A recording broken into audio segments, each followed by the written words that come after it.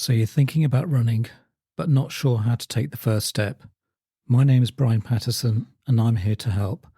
Welcome to Brian's Run Pod.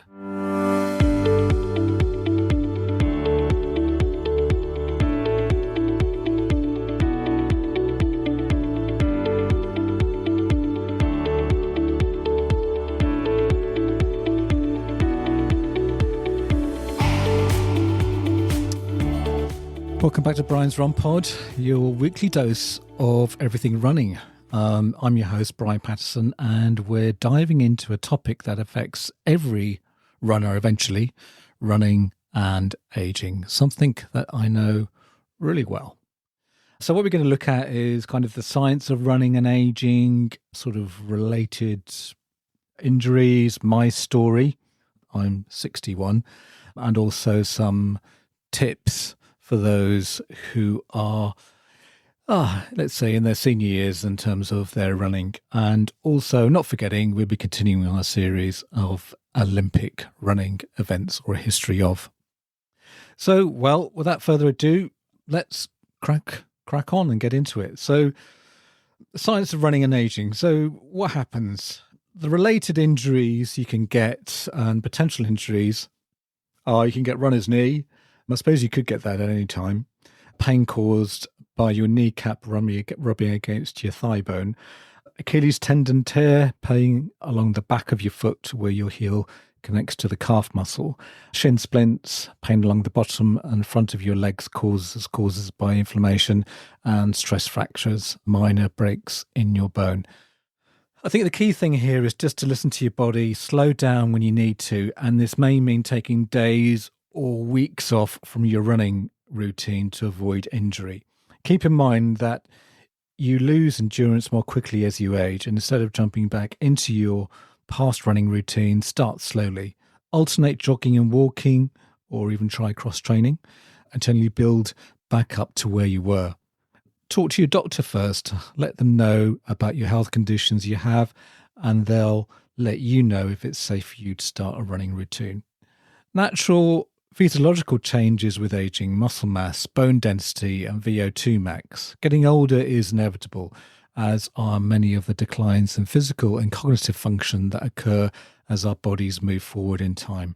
With age, our mental capacities sometimes suffer, though there is evidence that this can be prevented by maintaining social relationships, engaged in high-level cognitive activity, and finding meaning and purpose in our work and hobbies. Perhaps the most apparent than age-related cognitive decline is physical decline, which can take the form of slower walking speeds, just watch your grandma, reduced overall muscle mass, decreased strength and power, and a loss of mitochondria. Although I was very heartened to hear that Lucy, our Pilates instructor, said that her grandma was a dancer and does reformer Pilates. So that was really a nice story. There is a general consensus that our maximal aerobic capacity, or VO2 max, which is the maximal rate at which we can take up and use oxygen, undergoes a steep decline as we get older. Up until about the age of 30, the VO2 max increases a fair amount, assuming you're physically active and not a couch potato. But at around age 30 to 40, we begin to see somewhat a linear decline in our aerobic capacity each decade.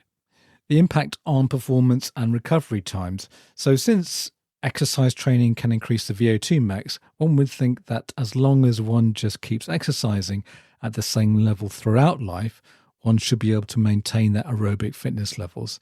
If this were the case, you theoretically never really slow down, so long as you can also maintain your muscle mass, strength, and mitochondrial capacity to match your cardiovascular system.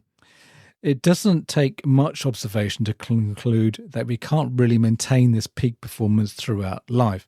And just as watch the career trajectories of high-level and even amateur athletes, or even your own performance, inevitably we fail to produce the same times or gym numbers as we age despite maintaining a high level of training. The fantasy of maintaining a youthful cardiovascular fitness throughout life may be just that, a fantasy. As it turns out, there is a consistently observed and fairly linear decline in VO2 max throughout life, no matter how active one is. What about my story? Well, at the moment, I have an injury as the time of recording, and I have what is commonly known as policeman's heel. And apparently this is a common injury of a certain age. Or in fact, I was talking to my sister about this. In fact, she's had it a couple of times as well. And she kind of suggested stretching and also using a cold press as well, which I think is really good advice. So I'm 61 and a little overweight. And I suppose year on year, I have not been doing as much running in the last couple of years. In fact, was doing quite a bit during the pandemic. So maybe the injury has come about due to not me not doing a lot of running outside. I don't know.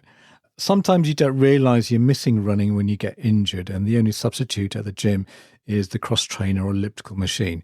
It is a novelty now, but I keep gazing longingly over to the treadmills, wishing I was doing a steady 5K. So my goals are that I'm under no illusion that I can run the same times as I did 5 years ago. I would think nothing of going out for an interval session of a 5 to 6K or even doing a 10K run. On Strava, I did a 10K run of 64 minutes with an average pace of 6:30. And that was, I think, only maybe 2 or 3 years ago. My cadence was about 160. I mean, though it's not ideal. But anyway, if I tried to do that now, I'd find it hard to complete a 4K, never mind a 10K. So my goals are just to get over the injury, either with the help of a professional or self-treatment. So, for instance, as I said, the ice pack and rolling my foot over a golf ball. And it would be good to get up to 5K and run consistently and maybe start to work on my cadence. And as I know, my running assessment, from my running assessment, which was in a previous podcast, if you didn't listen to that, then please do go back and listen to that.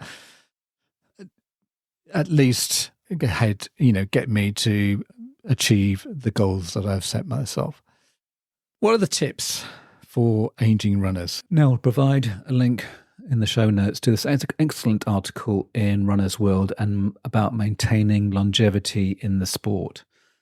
Despite what people think, you can start running at any age. In fact, more runners than ever are lacing up their golden years.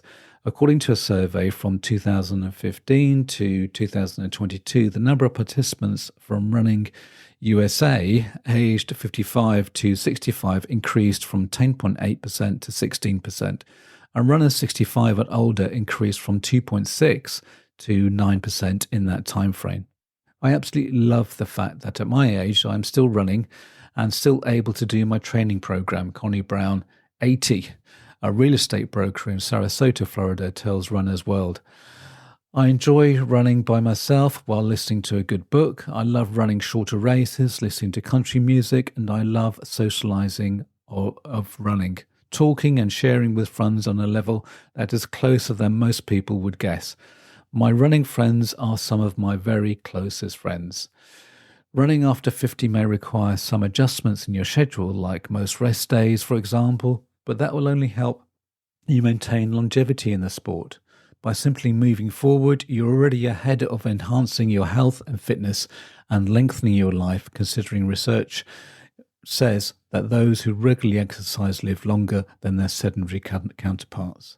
While running in older years comes with new challenges, like changes in training, injury risk and pace, runners are proving it can be done in a healthy and sustainable way, adds Charlene Hubbard, 59, a flexologist at Stretch Lab from Beavertown, Oregon. Muscle mass and strength naturally decrease with age, which is why it's more important than ever to implement cross-training into your running routine. I do workouts to maintain muscular balance and strength, yoga and stretching to maintain flexibility and balance. And these have been crucial for running as I age, says Hubbard. Kristen Berry, 62, a healthcare executive in Tampa, Florida, agrees, saying he turns to cycling, swimming, and strength training more often these days. By swapping some of the your running days for cross-training activities, you can still maintain a high level of physical activity, but without the same repetitive movement. As I've gotten older, I have paid more attention to moderation in what I do, says Brown. In my early years, I ran 6 days a week, up to 4 to 5 marathons a year, and now I run 3 days a week, 1 marathon a year, occasionally 2, and do a lot more cross-training by participating in other sports such as biking, swimming, and tennis and pickleball. Don't know what pickleball is. Anyway, that was an article about aging and running, but I will give you a link in the show notes to that particular article. To prevent injury and to help you feel good during your runs, make time to prepare your body for the work ahead and to have downtime. Giving your mind and muscles adequate rest is essential for older runners. Another challenge that I face as an older adult runner is that nowadays it takes me longer to get out of the house to go for a run because my body needs a longer warm-up than it did when I was younger, says Perez, who also wrote this article. And I know, giving myself extra time to warm up before starting my runs, I also need more recovery time after a longer run. When I was younger, I could run sort of, 10 miles, he says, and go out the next day and do another run. Nowadays, I need a recovery day or two after a long run. If you're not feeling great at the start of most of your runs or feeling super tired the day after your run, take those signs as that you need less intensity. You can still move your body in other ways, say via yoga or doing other forms of exercises, but you may benefit from added rest or even taking a longer walking warm up and cool down. I think the key message here is that you are going to have to make changes to your training dependent on how you're feeling. So something that does come across really strong is the strength training and flexibility. Senior runners can easily improve muscle tone by any number of simple exercises involving resistance, which can be divided into two categories, strength and plyometrics. In essence, strength training is making simple exercises harder by adding weight or resistance in some way, and the muscles have to work harder to resist the weight. So over the few weeks of consistent effort, they develop more strength, either through hypertrophy, and this can be trained either naturally or by machines. Good simple examples of strength work are, let's say, maybe hill repetitions, circuit classes, classic push-ups, sit-ups, lunges, star jumps and squats, gym workout, and with advice from instructors or personal trainers at your local gym, best practice and specific machines to use. Remember the 2 golden rules in strength training. Increase the load carefully, increase the load gradually. In the beginning, as with running, don't do too much too soon. And these days, the easy days in between sessions are really important to allow the body to rest, recover, and get stronger. Something I'm really guilty of in terms of I'm not very good at the flexibility part of the training. And these are many benefits of maintaining the flexibility and strength of after 60 or even 50 years of age. It will improve our overall physical performance, improve posture, decrease the risk of injuries, and continue to give us all the essential enjoyment from our running as we get older. If you are a regular runner, you will be familiar with the reality that distance running shortens tendons and ligaments, resulting in stiffer feeling muscles, especially after longer runs. Loss of flexibility with age happens naturally anyway. So if you intend to run regular distances as you get older, your body gets a double whammy. The whole process, whether self-inflicted by running many miles, as with age, catching up with us slowly decreases with range of motion, making us less flexible. Muscle tone also decreases with the years, and the resulting feeling, for example, that the local hill on one of your regular runs just seems that little bit harder now. Unless you're prepared to take a little time to address this, it results in, let's say, lower knee lift, less hip flexibility, and so on. And so we end up even more slowly. However, all is not lost. With a little work, you can regain the flexibility after 50 or 60. 60 build and to build muscle strength too. Simple steps and a few minutes a week can and will improve and even reverse the process temporarily. We lose flexibility with age due to changes in tissue connectivity. This results in less elasticity, putting a more strain on our bodies, especially our lower limbs as we are running regularly. As mentioned before, but well worth mentioning again so you grasp the key point. This results in lower knee lift, shorter stride length coupled with reduced hip movement and all key biomechanical elements in how to run better. The simplest way to keep muscles flexible at any age is by warming up well or just taking the first 10 minutes of any run. Very easy, coupled with some pre-run dynamic stretches. So post-run, for the last 10 minutes of your run, you just dial back the pace to finish with an even easier few minutes of running, and soon after finishing, incorporating some static stretching in the key muscle groups used in running. So what are the best stretches for older runners? Hamstring stretches. Your hamstrings are the big muscles at the rear of the upper leg between your knee and your backside. Stand upright and cross one foot over the other and slowly bend forward to stretch the hamstring without straining your back too much. It is fine to hold onto a door, wall or table to assist balance if necessary. Repeat with feet crossed the other way for the other hamstring. Quad stretches. Your quads are the big muscles on the front of your upper leg between the hips and knees, and stand upright, bend one knee to enable you to grasp your foot, pull the foot towards your backside as far as comfortable, and while trying to keep the quad muscle in line with your standing leg. You should feel the quadriceps on the front of the thigh pulling slightly. Repeat standing on the other leg for the opposite quad muscles. Glute stretches. Your glute muscles are the collective group of muscles around the backside and are really important to look after if you're a runner. Kneel down on the mat or carpet, slowly lean forward and prostrate yourself as so that your hands are flat on the floor and you are bent double. Slowly push your hands forward and you should feel the muscles in your backside stretching out. This is good for the lower back as well. So remember, the two golden rules for stretching is stretch, but don't strain. Ease into each stretch slowly. Feeling slightly uncomfortable is fine as you coax tight muscles to stretch, but it shouldn't feel painful at all. If in doubt on any exercise, or on the side of caution and seek help from a gym instructor or an experienced runner or sports enthusiast. Now, what are the nutritional needs? The basis of nutrition remain the same when it comes to older runners. Fuel with the simple to digest carbs, bananas, bagels, toast, cereal, prior to your runs to give your muscles the energy they need quickly, and keep getting those carbs in regularly if you are running long.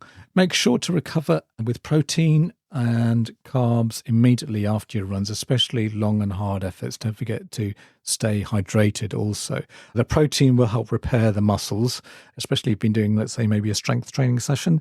However, certain details change as we age. For those who live in estrogen-dominant bodies, in particular, obvious shifts in hormone balance make this common concern. Likewise, for those living in bodies fueled by testosterone, similar shifts can happen and similar principles apply. Fueling with the right nutrition for older runners can help you stay in the game. We all tend to lose, as we said, muscle mass. As I keep going on, banging on about muscle mass as we age, the good news is it's a bit of the use it or lose it phenomenon. As active humans, we already do a lot to protect our muscles and our bones. However, reducing mileage and adding strength training, think heavy weights, will help us to ensure that we are protecting this valuable asset. Nutritionally, this means focusing on the protein side, as I said, intake throughout the day and during recovery. As we age, our needs go up. Our older athletes should aim to 1.2 grams of protein per kilogram of your body weight or more daily. Ask your local registered dietitian for a more personalized goal if you have particular concerns, or even, again, a personal trainer or gym instructor. They can give you some good advice. And this protein intake should be spread out throughout the day. Your body can absorb so much protein at any one time. After that, the protein part of your food is wasted and the rest is used for energy. Just like for younger athletes, a particularly important time for protein intake is during recovery from workouts, particularly strength stress sessions and long or intense runs, or even, let's say, if you're doing the interval runs. Make sure to ingest protein and carbs at this time. Your body needs the carb energy in order to rebuild with the protein building blocks. For women, aim to do this within 30 minutes. Men should also aim for this snack as soon as possible, but likely have up to, let's say, 2 hours to benefit. The bonus point here is protein also helps to maintain your bones. So let's say if you have issues with the bones as you get older, then having calcium, let's say, maybe if you can have dairy products, having calcium will help with that. So what are the key takeaways from this? As I've already said, as we get older, our aerobic capacity is going to decline. We may come to a stage where we're not able to do the same training, do the same times as we did before, or even the same distances. We may not be able to do the marathons, or in my case, the 10Ks as I had done before. But I think it's always, you've got to be conscious that you have to change your training and to allow and to adapt, that you may need to add strength training so as you can stave off any injuries. Also, as we've just talked about with reference to nutrition, which would be really handy, is to make sure that you are fueling yourself for any training sessions, like getting nice complex carbs, slow release carbs, and also after the training session, if you're doing strength training, to make sure you're getting some nutrition. But it's just something that I know I've kind of struggled with on the mental health side, in terms of I'm not running at the moment, but I'm still going to the gym. I find it's just as important to be going to the gym, to be doing some exercise, because that can help me from a psychological standpoint. And it means that I'm doing something, I'm doing some exercise to keep my strength training. I may not be doing the running, but I am doing the cross training. And I think that really helps. So it's just something that really we need to be really conscious of. And I know that it's something that, if you are looking and still really keen on running, but just to make sure that you're adding other elements of your training so that you're able to sustain that running enthusiasm, as it were. Now it's that time of the podcast where we can be looking at a Olympic running event. And this week, we're going to be looking at the Olympic 5,000 meters.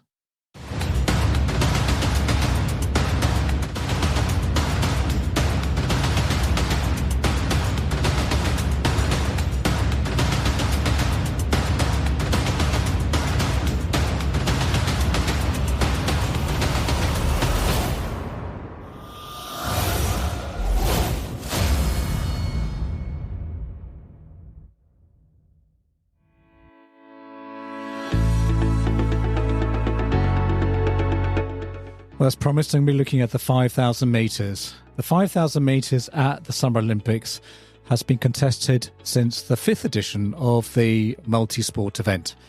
The men's 5,000 metres has been present on the Olympic athletics programme since 1912. The 3,000 metres was the first women's Olympic long-distance track event, making its initial appearance at the 1984 Olympics. And this distance was extended to match the men's event from 1996 onwards, so not that long ago. It is the most prestigious 5,000 metre race at elite level.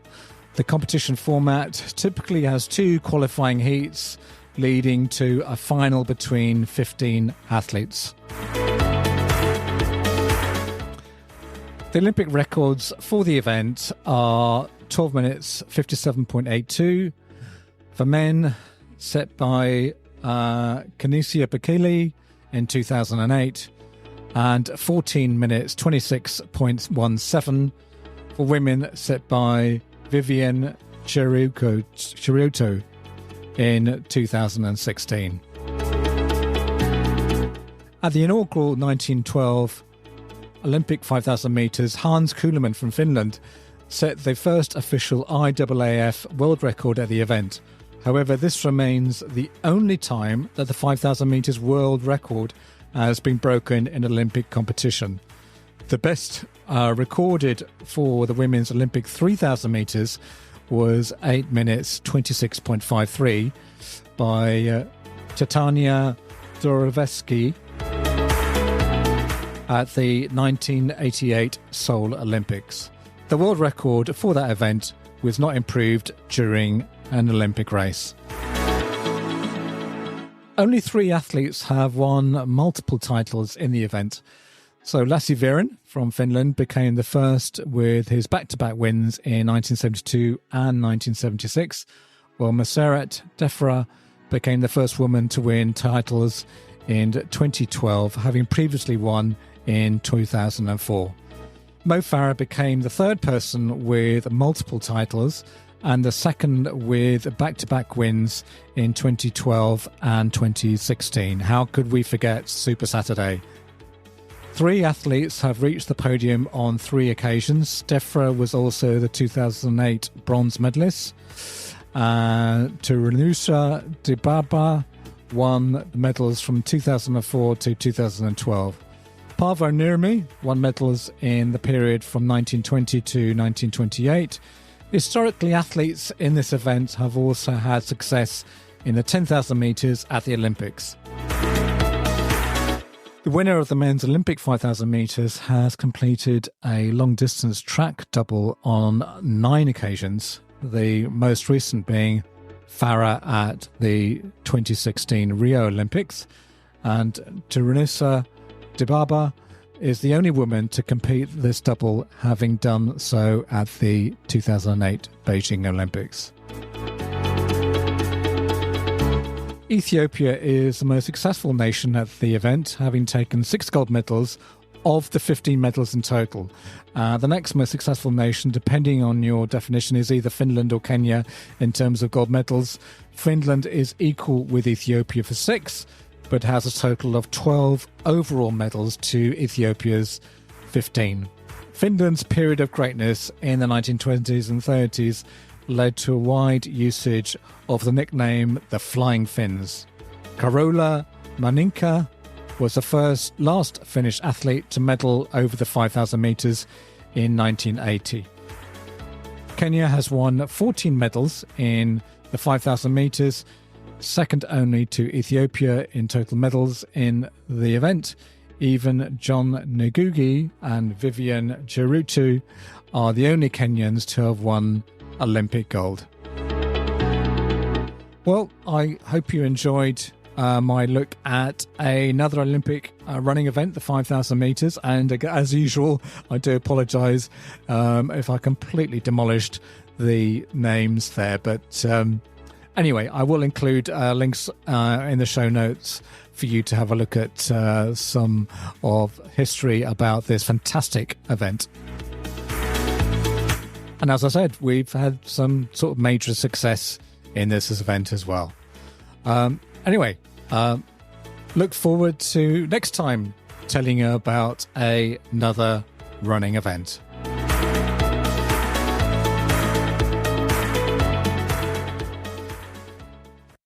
And that's a wrap for another exhilarating episode of Brian's Run Pod. Thanks for tuning in, folks. As always, we've got your back with all things running. And next week, get ready for some awesome beginner hints and tips to kickstart your running journey.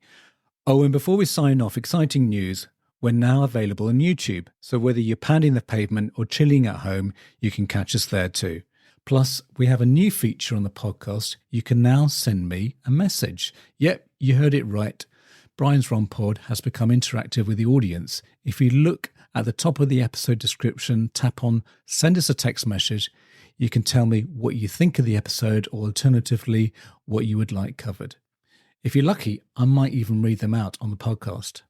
Hey, if you want to keep up with the latest updates, behind the scenes fun, and even some exclusive content, make sure to follow me on social media. You can find me on Twitter, or should I say X, at Brian's Run Pod. We've also just launched a shiny new Facebook page. Simply search for Brian's Run Pod and give us a like. And don't forget to hop on over to Instagram, where you can catch all our visual adventures at Brian's Run Pod. For those of you who love diving deep into the episodes, head over to our website, www.briansrunpod.co.uk, and there you'll find detailed show notes, handy chapter markers, make it too easy to navigate through our favourite discussions. Please leave a review, as it will always help others find this podcast. Music is by Happy Days by Stock Audio, not forgetting artwork by Alice Patterson. Till next week, thanks again for listening.